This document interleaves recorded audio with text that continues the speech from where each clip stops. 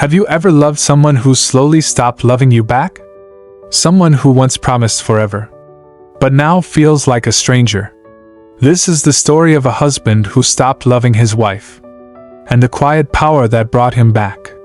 There was a time when Daniel adored his family. He laughed easily. He held his wife Sarah close, and every evening their small home was filled with warmth and life.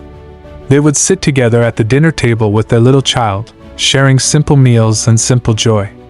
Nothing about their life was perfect, but it was real. It was loving. It was enough. Sarah believed their love would last forever, and Daniel believed it too.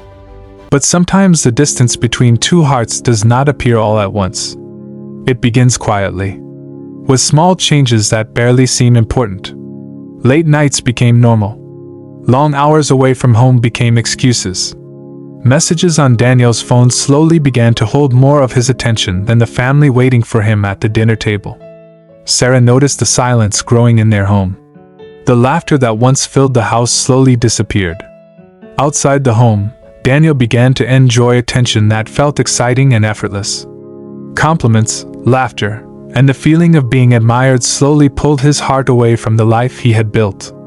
Meanwhile, inside their quiet home, Sarah made a different choice. Every night, after the house had gone still, she knelt beside her bed and prayed. Her prayers were not filled with anger. They were not filled with accusations. Instead, she whispered the same simple request again and again. God, please bring my husband back. Day after day, the distance grew. Daniel stopped joining family dinners. He stopped showing interest in the small moments that once meant everything. Then one evening, the words Sarah feared most finally came. I think I need space. The room fell silent. Her heart broke in that moment, but something inside her refused to give up. That night, just like every night before, she knelt beside the bed and prayed again. Not long after, another painful moment arrived. Their young son began showing signs of anger and confusion. One day the school called Sarah about his behavior. The teacher asked a simple question that felt heavier than anything she had heard before. Is his father around? Sarah had no answer. Life continued like this until one quiet night when Daniel was driving home alone. The road stretched endlessly in front of him, surrounded by darkness and silence. Then suddenly his car stopped. The engine died. For the first time in a long while, there were no distractions. No voices.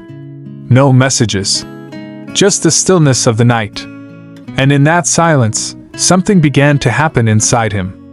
Memories flooded his mind. His wedding day. Sarah smiling with hope in her eyes. His child running toward him with open arms. And then another image appeared in his mind. Sarah kneeling beside the bed. Praying. Still praying for him. A thought rose in his heart so clearly that he could not ignore it. Look at what you have abandoned. For the first time, Daniel saw the truth about the path he had been walking. The excitement he chased suddenly felt empty. The attention he once enjoyed now felt meaningless. Later that night, he quietly walked back into the house. The hallway was dark. The rooms were silent. And then he saw something that stopped him in his tracks.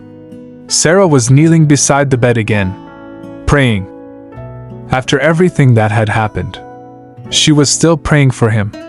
In that moment, Daniel's heart finally broke open. While he had been chasing attention elsewhere, someone had been fighting for him in prayer every single night. Tears filled his eyes as the weight of his choices finally settled on his heart. Slowly, for the first time in a long time, Daniel knelt beside her.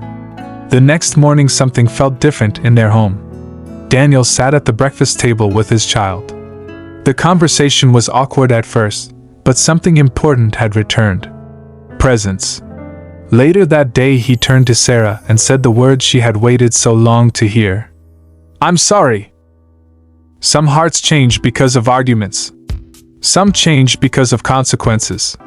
But sometimes a heart changes because someone refused to stop loving and refused to stop praying. Never underestimate the power of consistent prayer and a love that refuses to give up.